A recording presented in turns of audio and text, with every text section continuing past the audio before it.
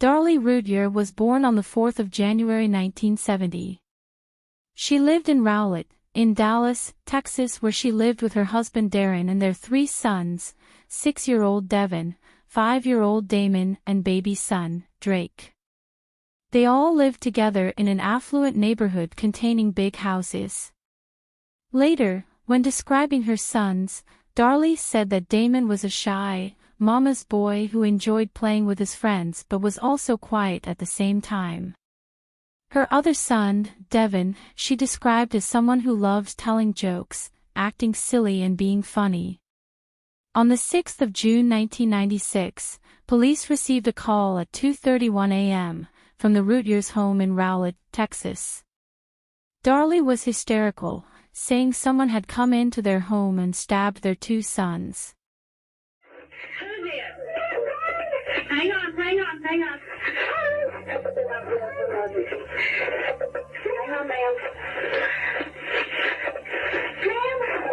Medical emergency, 681 Eagle Drive.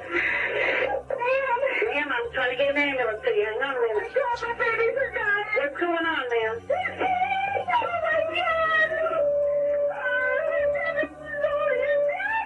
God. I know medical emergency, 580 Eagle Drive by 238. Help treatment of Vista and Willowbrook. Attention 901 medical emergency.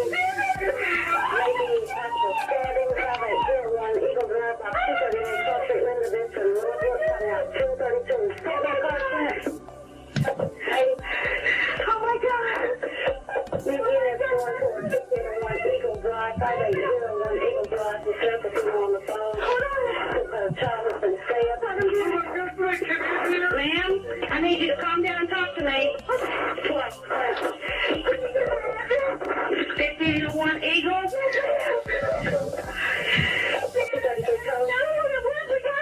Ma'am, listen to me. I need you to. Oh my God. Can you take the radio clip?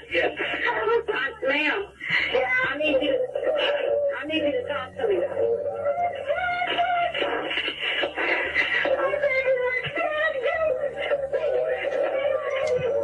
Ma'am, I can't understand you. You're going to have to slow down, calm down, and talk to me.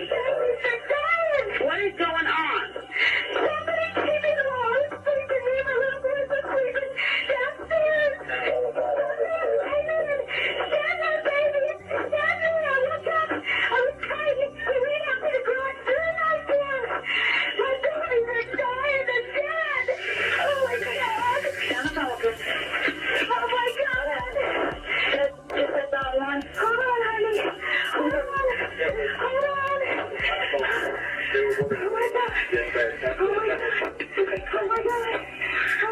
Ma'am, who's there with you?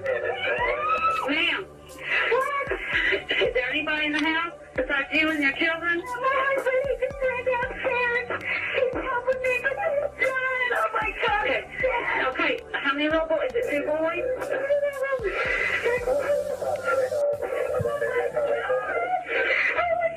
Okay, listen to me. Calm down.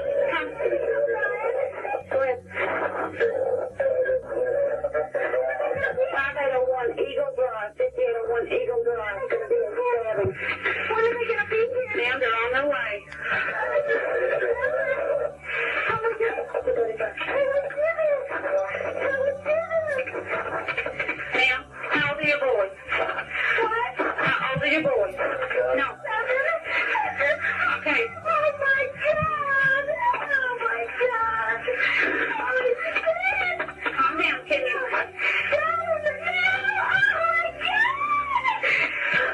Is your name Darlie? Your husband named Darren? Yes, please. Hurry. God, they're taking forever. There's nobody in your head there with you don't know who this is?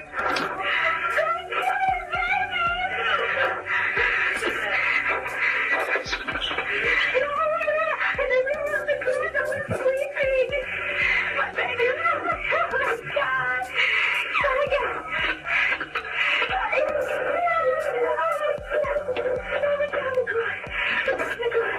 They left the knife. There's a knife. Don't touch anything. I already touched it.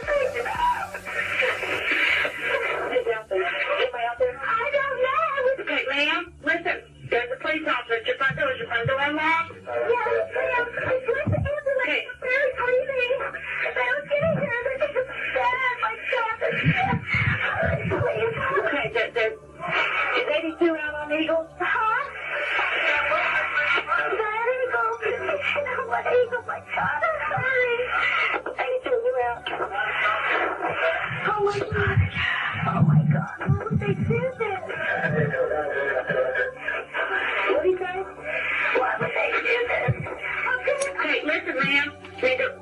to let the officers in the front door, okay?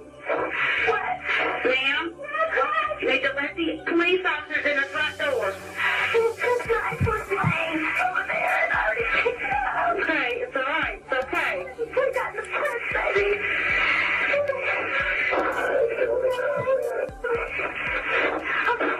Ma'am, hang on a second. We walked in here and did it, Darren. Okay, ma'am.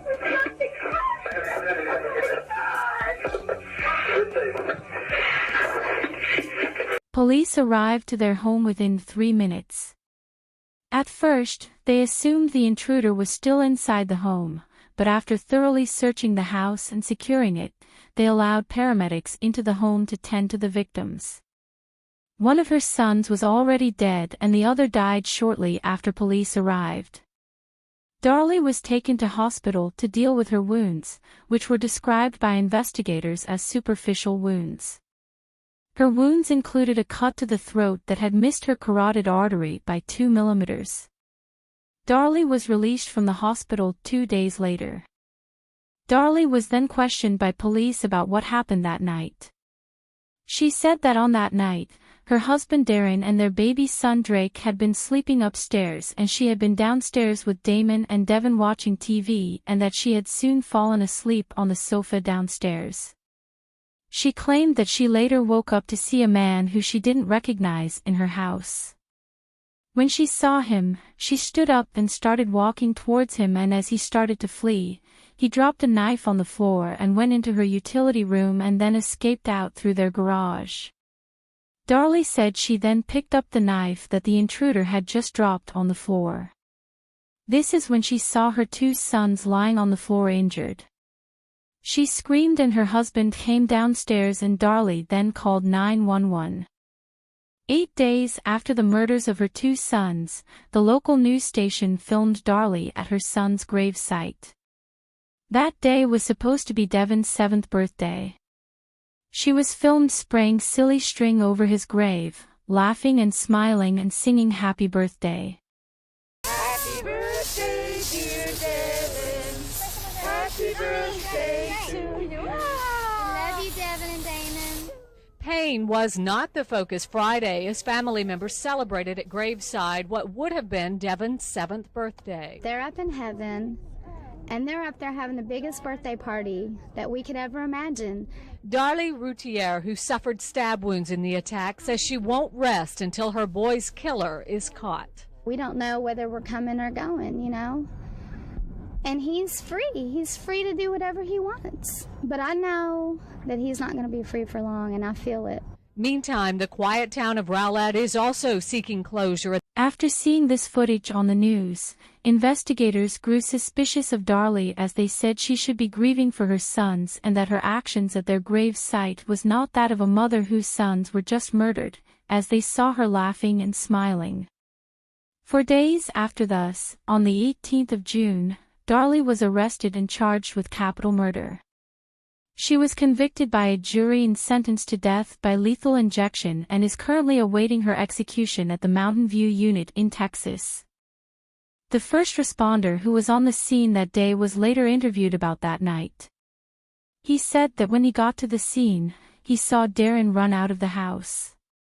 After the first responder got inside the house, Darlie was still on the phone to the 911 dispatcher telling them what was happening. He then observed the 2 boys lying on the living room floor, stating that one was clearly deceased and the other was moving around on the floor as he was gurgling and bleeding, and that Darlie was stood just a few feet away.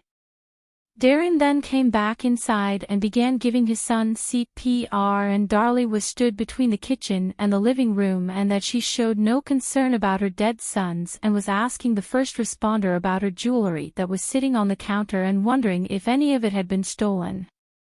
The prosecutor later described Darlie as evil, depraved, selfish, self-centered, and claimed that Darlie was in denial over what she had done and theorized that Darlie saw her sons as in the way of the life she wanted.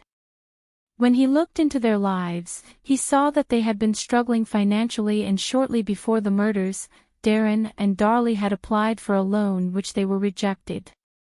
They were behind on their mortgage and credit card payments and were living beyond their financial means using cars, boats, and holidays, all a lifestyle that they could no longer afford.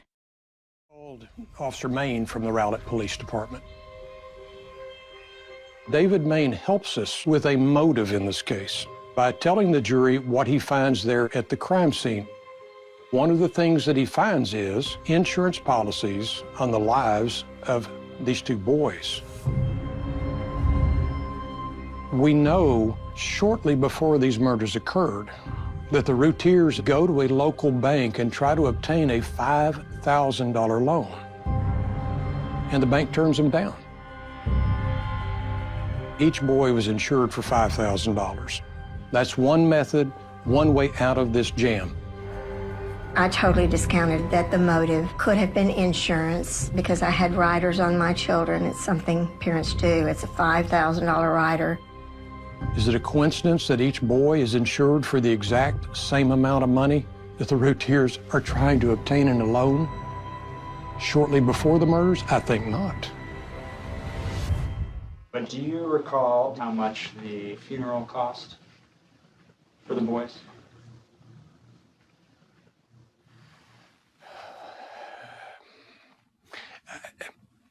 I just don't remember the exact amount of that, no, I don't. It was somewhere between 10 and 12,000. Yeah. You know, as I said, finances are only part of the motivation here. The former detective on her case still believes she is guilty because in his opinion, all of the evidence only points towards Darlie. During an interview about 15 years later from prison, Darlie said that on the day of the murders, the day had been just a normal day and that her two sons had slept downstairs with her, and the next thing she remembers is her son, Damon, pushing her shoulder and saying, "Mummy, Mummy," and that was when she woke up and saw a man walking into the kitchen. The TV was still on. She got up and Damon followed behind her and the guy went out through the garage.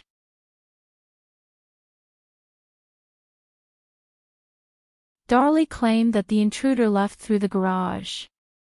Investigators found the screen window in the garage had been cut.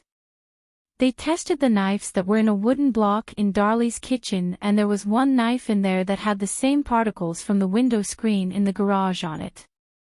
Testing showed the particles on the knife matched the particles on the screen window, meaning the knife inside the wooden block had been used to cut the screen in the garage and then was put back in the wooden block in the kitchen after the screen was cut open.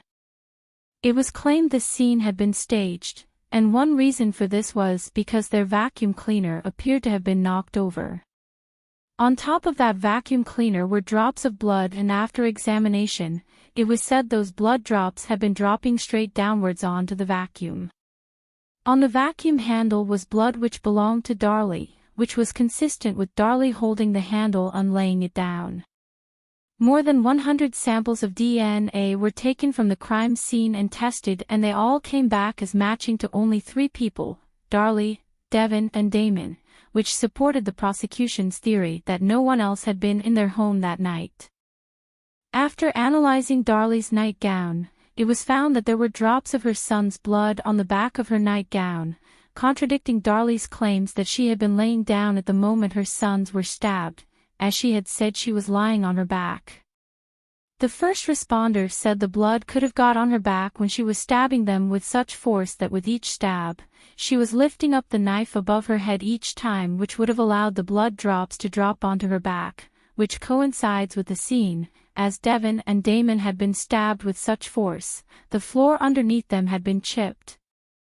Also, their blood was found on the front of her nightgown and on the shoulder areas of her nightgown. Experts testified that those blood drops were going upwards, consistent with a knife going upwards.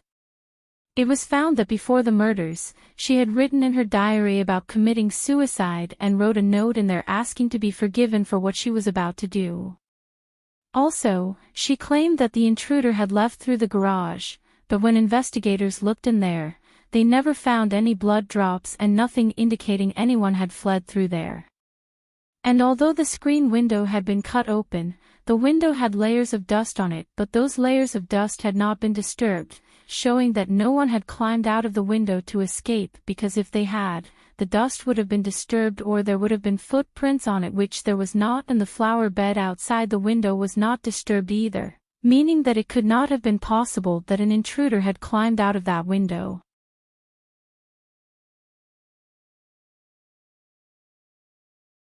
It has been claimed that at trial, they used a blood-stain pattern expert who testified it was likely Darlie had used the knife based on the blood patterns he observed. This same expert was responsible for the wrongful conviction of a man who had to spend 13 years in prison for a crime he didn't commit due to this expert's testimony at his trial. It has also been claimed that Darlie was unfairly convicted based entirely on the silly string video, causing the jurors to become biased. Darlie claims that she only celebrated with the silly string to celebrate her son's birthday and that the jury were never shown the footage of her before when she had been crying, only footage of her laughing and smiling. The prosecution stated that Darlie's wounds were superficial, minor and self-inflicted. But how could she have cut her neck and only miss her artery by 2 millimeters and also have cuts to her arm and severe bruising? One of the jurors has since come forward to say he now regrets finding Darlie guilty because they were never shown the photos of Darlie's injuries. There was a bloody fingerprint that was smudged, found at the scene, which was determined not to belong to Darren, Darlie, Devin or Damon and couldn't be linked to any of the emergency services.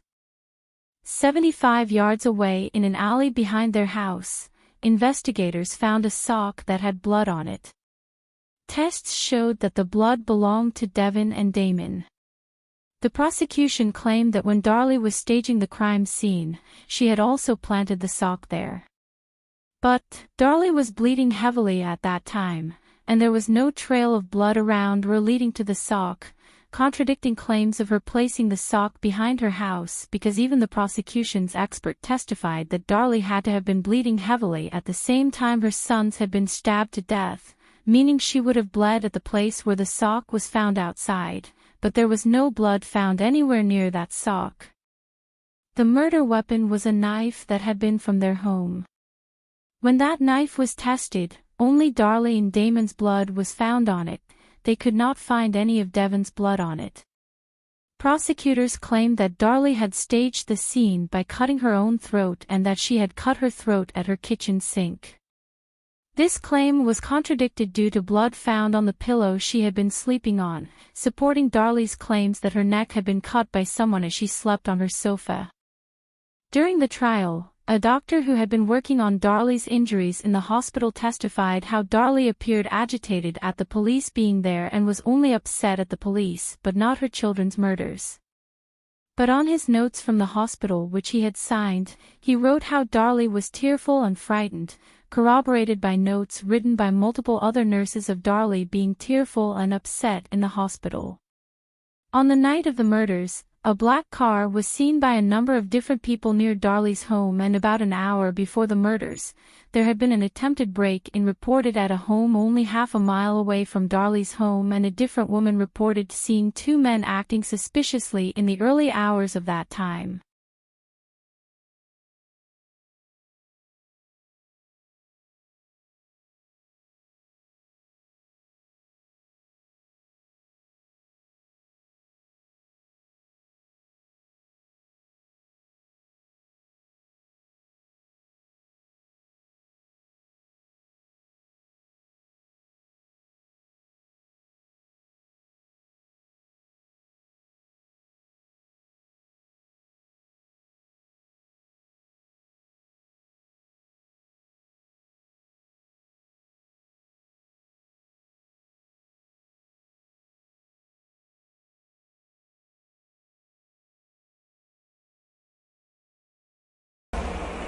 I don't know if anybody's really prepared to die, but I feel like I know where I'm going and that I have Devin and Damon waiting there for me. Devin, 6, and Damon, 5, Darlie's sons. Last June, they were brutally murdered. How can anybody kill those babies? I don't understand it. Devin was laying face up on the carpet with his eyes open, and the last thing that young boy saw in his lifetime was his killer, his mother, coming down at him with a knife. I did not murder my children. I love them. So it doesn't bother you that you have no eyewitness, no motive, no sense, and no confession? She did everything to herself. To this day, Darlie maintains her innocence, and her husband at the time, Darren, wholeheartedly believes that Darlie is innocent and her mother is still fighting for her to be acquitted.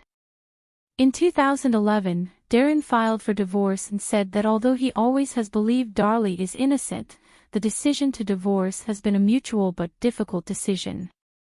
Their youngest son, Drake, has since been diagnosed with leukemia, believes his mother is innocent and visits her in prison.